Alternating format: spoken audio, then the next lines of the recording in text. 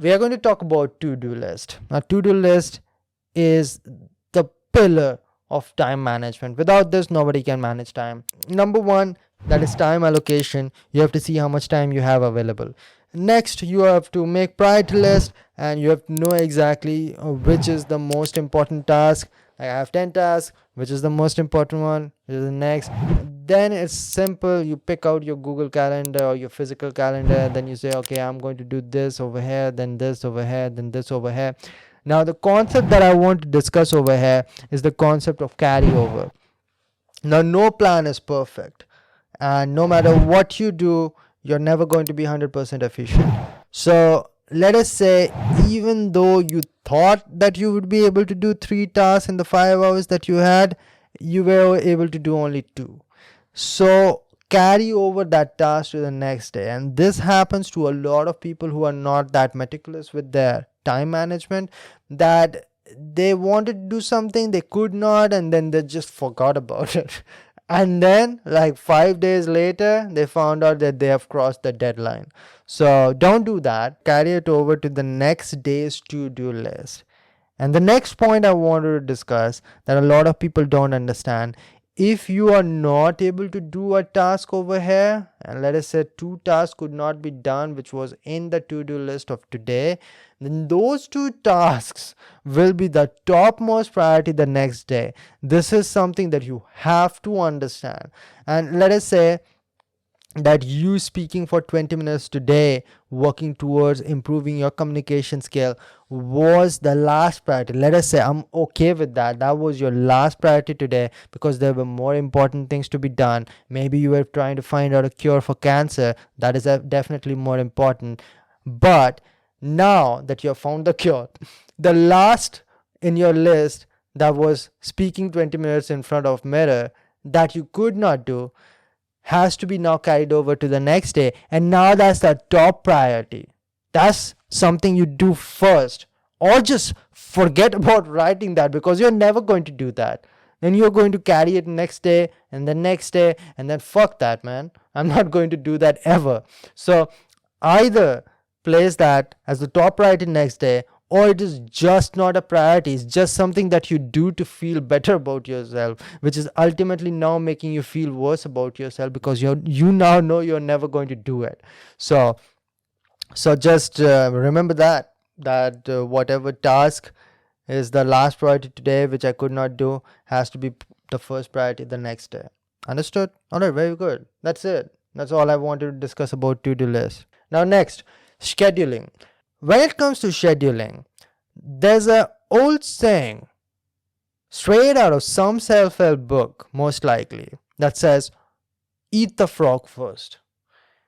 Now, if you do not know what that means, I did not read that book, but it basically means, because I saw a YouTube video on this, it basically means that you do the task that you hate first.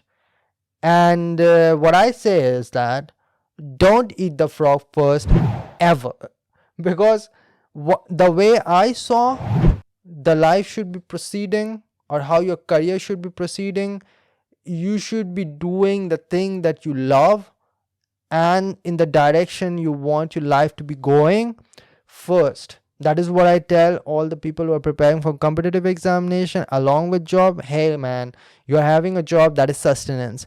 You want to continue on doing this job 2 years later as well, or you want to crack this examination or become a scientist over here. So if your priority is I want to become a scientist, are you a scientist right now? No. For being a scientist, what do you need to do? Crack this examination. Now, first thing you're doing in your life is going in that office and sitting in that cubicle and working. And that's where your life is majorly going. If you are going to give the most productive and efficient time towards an activity, and that activity is going to have a precedence in your life. So this is what I tell all the competitive examination aspirants, that if competitive examination is important to you, and that's the first thing that you do, at least first 2 hours of your life should be going towards that, because that's the most productive 2 hours. You're the freshest, most efficient. Those 2 hours are worth 5 hours. So you're giving those 5 hours towards your job and then wondering why you're not able to crack this examination. Similarly, in any other domain, when I was writing this book, I was not a free man who did not have any liabilities. I was working as well continuously. I wrote this book for 5 years, so there were so many different things that I did across those 5 years. But the one thing that I did continuously, consistently, is the first few hours of my day is supposed to go towards my book. And the first 4 years of writing this book would be kind of equal to the effort that I put towards this book in the last year.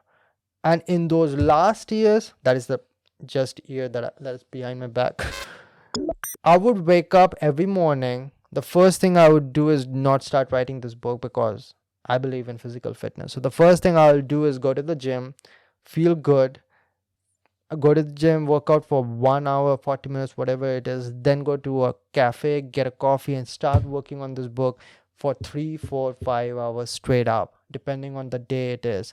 And sometimes I had the entire first half free. I would just go straight at it till 1 o'clock in the afternoon. And that's what I believe. Don't eat the frog first. Do what you love doing first, and only then you'll be seeing the result. If I ate the frog first, that is doing taxes and writing emails first thing in the morning, my head is burnt to the crisp. And this is a creative activity, man. You can't be doing that when you're tired. So in that case, eating the frog first, it doesn't work at all. And that's what I say even to the people preparing for competitive examination. Even if you're trying to build a website, I would say that invest the most productive hours to where you want your life to be going. Because if you don't do that, then your life is going towards what you do first in your life. You are the least sleepy when you wake up, hopefully, right? So that time should be going towards where you really want to go. All right. That's good. Anything I missed out over here? Just hold on. Oh, yeah. And then just the opposite of that, invest the most manpower investing activities at the end of your day. And that is why there was always a dilemma in my head that should workouts actually be done at night, because you don't need your brains to be working out. Your body is like, okay, I'm just going to lift weights, or I'm just going to run, or whatever. And I did both. So for a long time I did my workouts at the night, and that was mostly when I was living in Bangalore, and the gyms over there were open till 11 o'clock or so. I would go to the gym at 7 o'clock, work out till 8 o'clock or 9 o'clock, or sometimes work out as late as 11 o'clock, and then come back. And that's something that I did for like 1 or 2 years.